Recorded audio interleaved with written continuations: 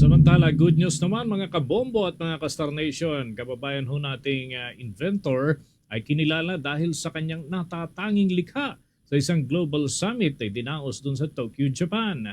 May balita dyan ng Star FM Manila. Kinilala ang Filipino inventor at computer engineering graduate na si Edward Dane Perez sa kanyang naging pagbuo ng smart at safety device sa isang global summit sa Tokyo, Japan.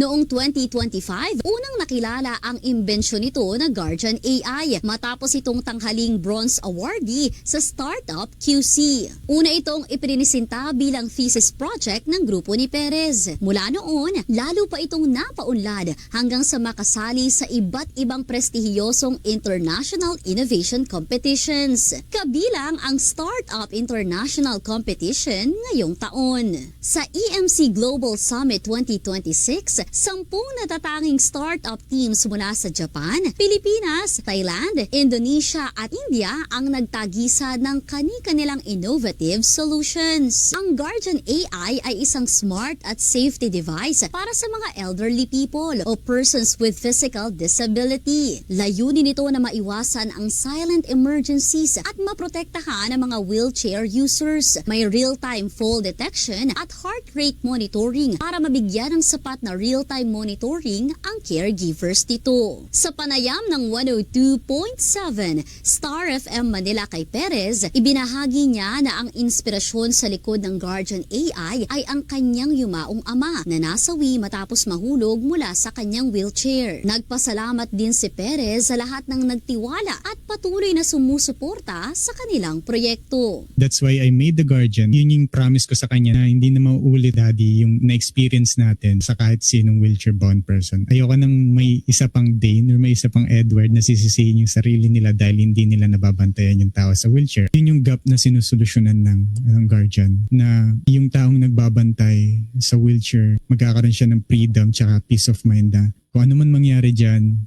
makakakuha agad ako ng notification sa phone ko. Yan ang report mula rito sa himpilat ng 102.7 Star FM Manila. Nag-uulat Star DJ Kimi, and this is Bombo Radio Philippines, the #1 radio network in the country.